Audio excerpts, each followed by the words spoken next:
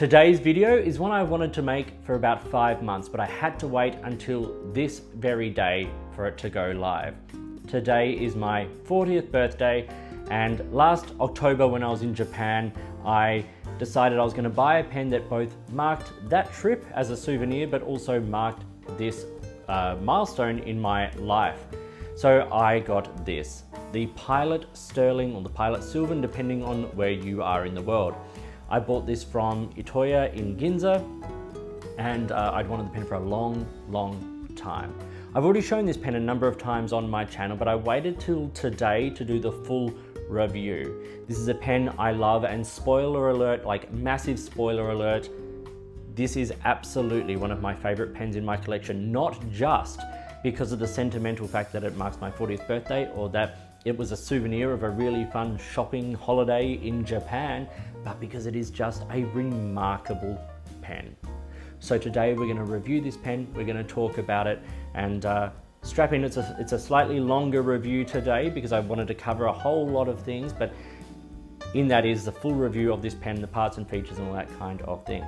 So please like and subscribe, hit the notifications button, all that kind of stuff. Please consider becoming a member of my channel, where for a small monthly fee, you will get early access to videos, you'll get priority comments, you'll get members only videos like unboxings and first impressions and those kinds of things. And then once we've built the community a little bit, there'll be members only Q&As and things like that. Now, there are a few different tiers now, so check that out. Some starting at a very basic point as a thank you, both from me to you and vice versa for all of this, and then ranging up a little bit where you get a bit more value for it. In the meantime, let's check out this absolutely awesome pen from Pilot.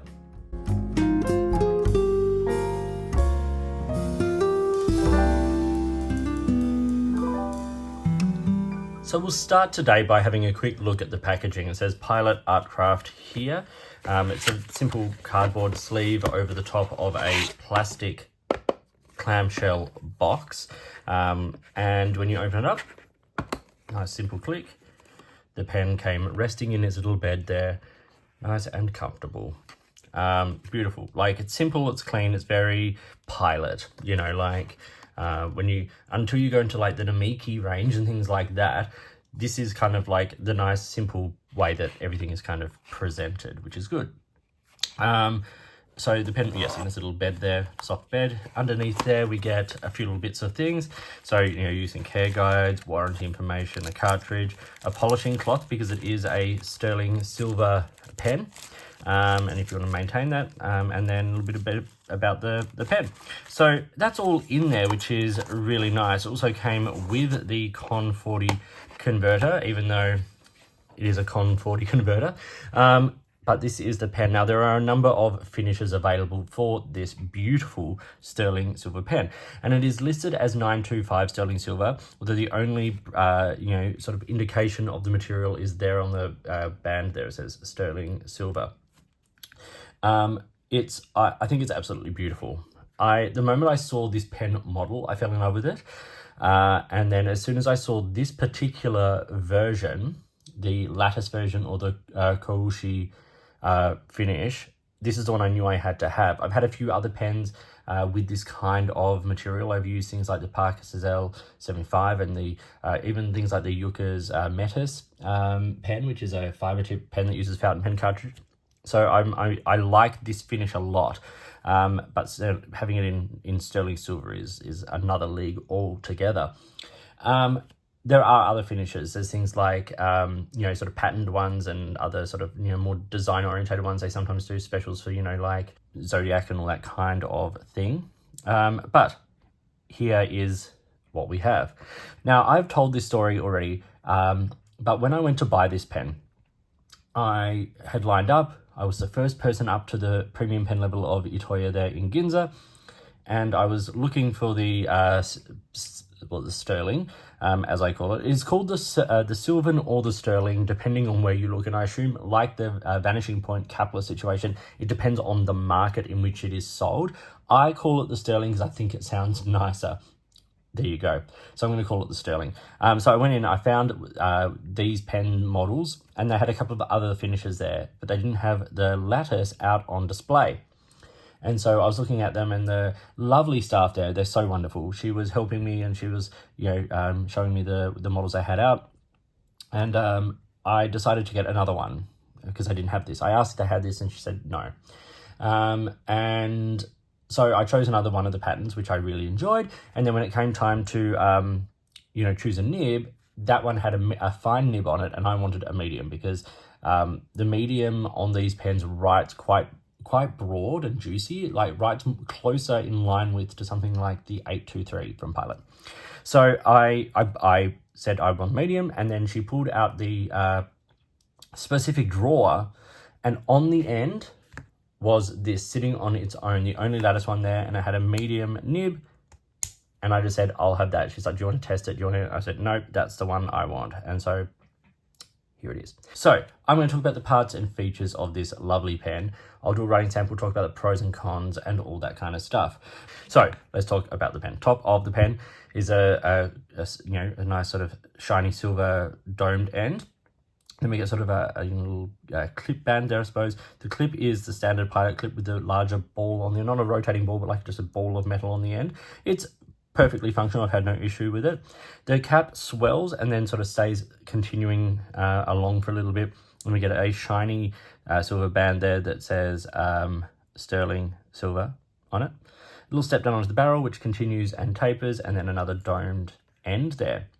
The lattice finish is not super, like, I wouldn't say it's not sharp, but you can feel the texture of it. And it's really nice to see like those sort of darker lines complemented with the sort of more polished finish. Now, I've been using this pen a lot, and I'm seeing bits of tarnish, like particularly sort of on the ends there and things.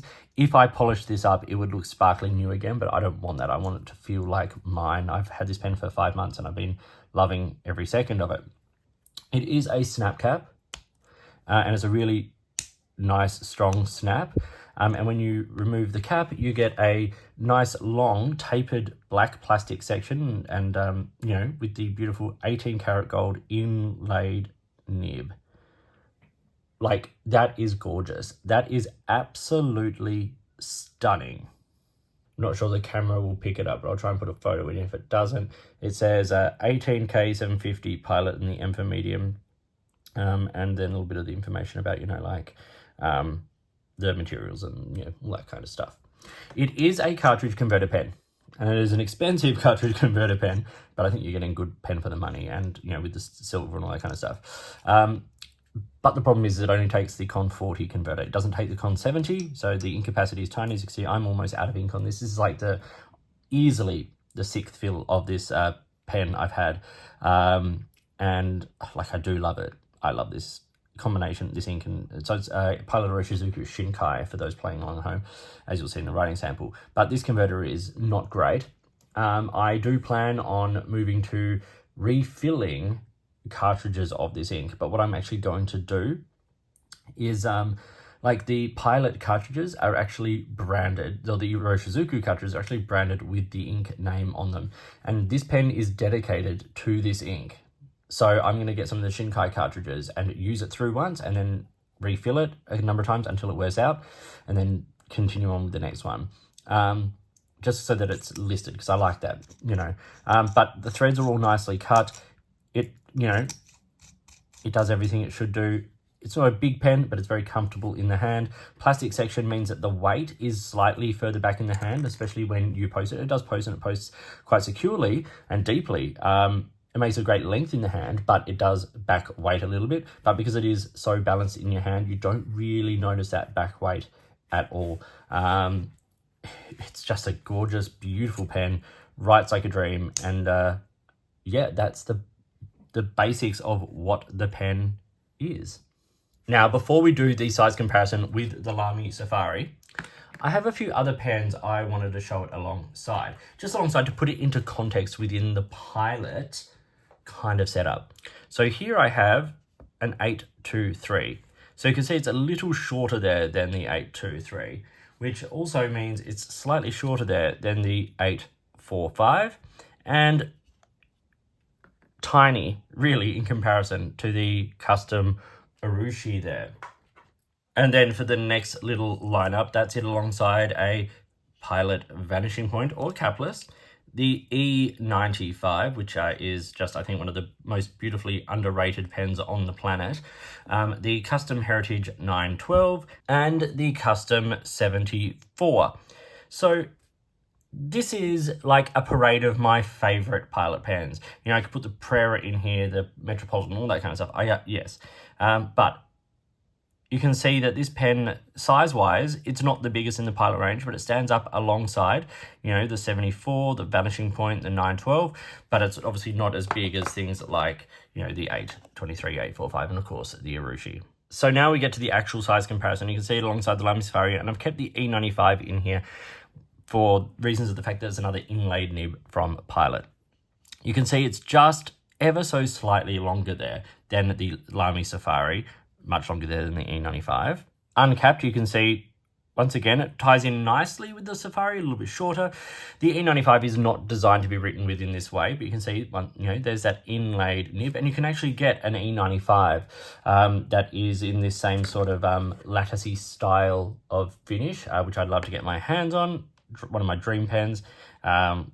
We'll talk about that another time. But yes, the E95 not designed to be written with unposted. So once it's posted, it is a little bit longer. But these other pens do post as well. And you see the Lamy Safari actually posts quite long. And the Sterling here doesn't post particularly long, but it posts in line with something like the E95S. So if that's a size pen, like length that you like, this is not going to be a bad fit for you. However, it is thicker, and of course, it weighs a little bit more. So let's talk about the specific dimensions. So it's 143 millimeters when it's capped. It's 127 when it's uncapped. I find this to be a perfectly fine length. Like, I have no issue with this length. It's not particularly big in the hand. It's quite comfortable. It is what it is.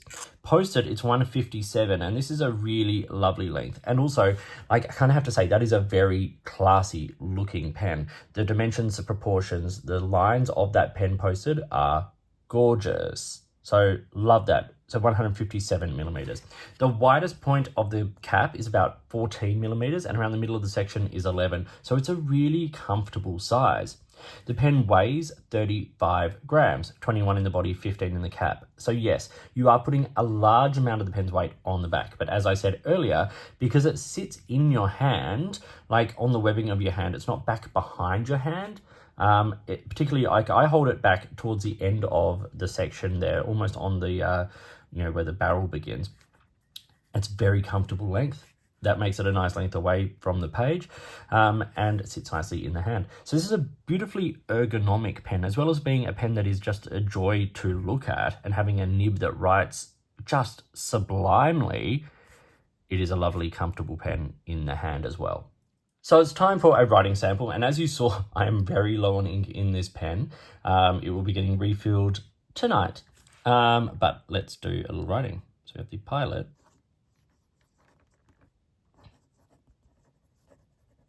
Sterling or Silvern.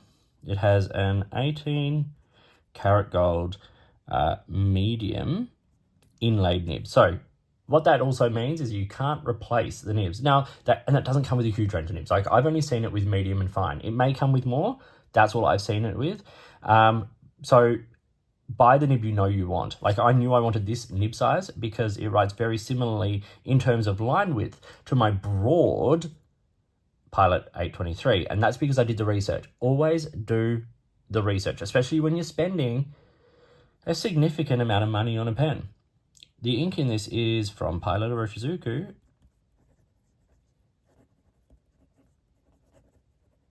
And it is Shinkai,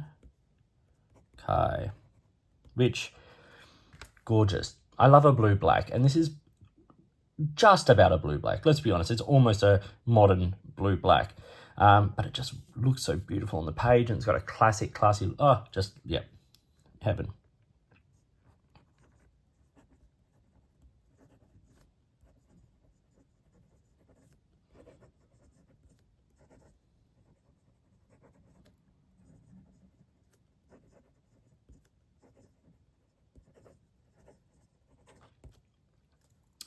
This nib writes exceptionally smoothly and exceptionally well. I cannot stress enough how beautiful this nib is on the page.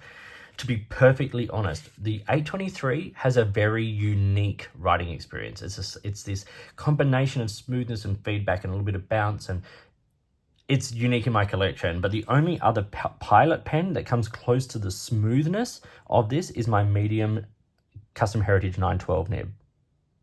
Like, hands down. Just so smooth. And, like, this writes pretty wet, let's be honest. Like, it's a generous, nice, wet line. Reverse writing, it's a bit scratchy. It's not designed for it, but you could, if you needed to do a couple of words in like an ultra extra fine, great. But like, just, you know, that variation of flipping the nib, that's, you know, great. Softness, this is interesting. It is a little bouncy. You can see that when I'm applying some pressure. I don't do that though, because as I said, inlaid nib, can't replace the nib as easily. Taking care of it, enjoying writing with this beautiful, wet, generous, medium line that this pen provides. Let's do some quick writing.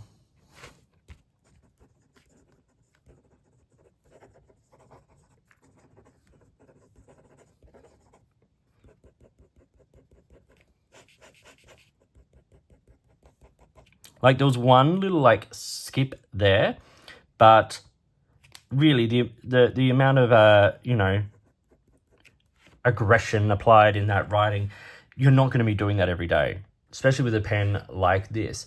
This is a pen that I use for journaling. For in the last couple of months, it's kind of taken the place a little bit of my Pelikan M1000 for that purpose. But what I love about this pen is that I know it's not an inexpensive pen, but it's a pen I have been using for like taking around with me, taking it to work, enjoying writing with it, because that's why I wanted to get this pen. As I said at the beginning of the video, this was my 40th birthday present to myself, and also a way of, you know, sort of remembering a nice trip to Japan, and a trip that had been years in the making because of life and work and all that kind of stuff. And so I wanted it to like be a marker for both of those things. I don't want to get a pen for that and then put it on a shelf somewhere. I want a pen I can write with, and this is a pen for writing with. This is a writer's pen. This is the most writery of writer's pen. Beautiful, smooth, elegant, great in the hand. What more could you want? Okay, so this is where we get to the business end. What does the pen actually cost? So, depends how you buy, where you buy, all that stuff, of course. But generally speaking, this pen is going to retail around, and I'm going to put it into Australian dollars, the 1,000 Australian dollar mark. It is listed in the US at a particular retailer for about 625 US dollars, $1,000 Australian.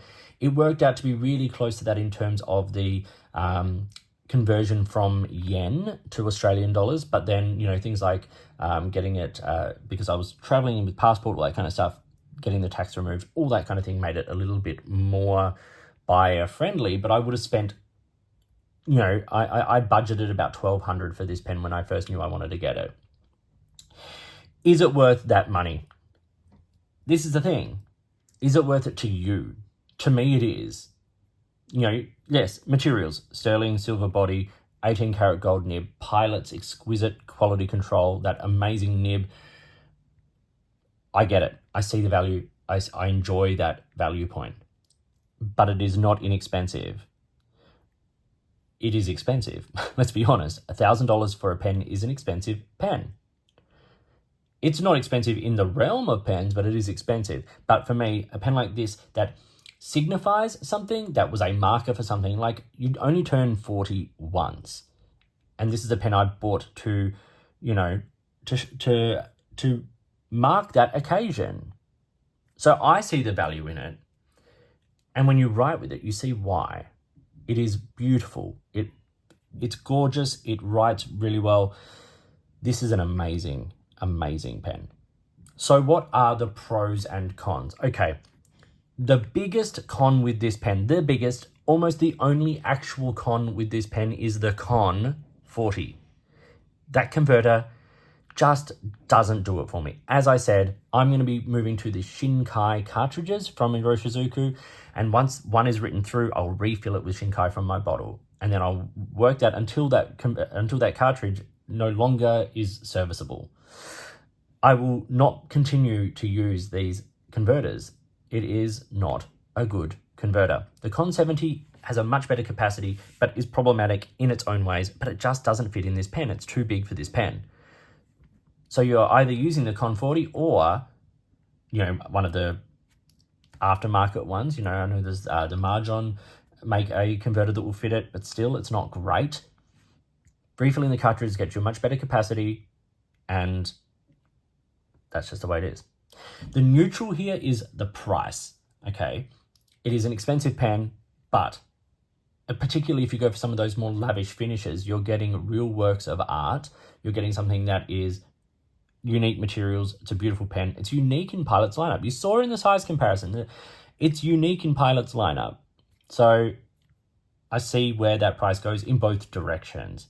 But what are my pros? Firstly, the nib. That smooth, wet, generous, broad medium is wonderful. Like, absolutely gorgeous.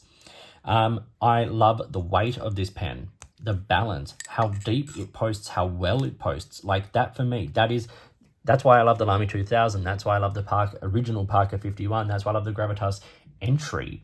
These pens are pens that post so beautifully, and that for me is a real selling point and a real advantage with a pen like this. But that weight that metal provides, nice, smooth plastic section that isn't slippery at all, just wonderful in the hand. Also, let's be honest here. You are getting a pen that is almost like jewelry. Like it goes beyond being just a pen. For me, this is a piece I want to use every day. That's also how I justify the price, because like a piece of jewelry, a ring or a watch, or even, something that we use every day, like a phone that costs considerably much more than this, that is where I see the value in this. I'm using this every day. I'm going to continue to, and it's going to be one of those pieces that stays in my collection as long as I want it there. So there it is, my review of the Pilot Sterling, a stunning, stunning pen that I really love and that I'm really glad I chose as my 40th birthday present to myself, but also as a nice souvenir of that trip. Thank you for watching. Thank you for your continued support. This channel is almost 10 years old. I think it's coming out to the 9th anniversary this year.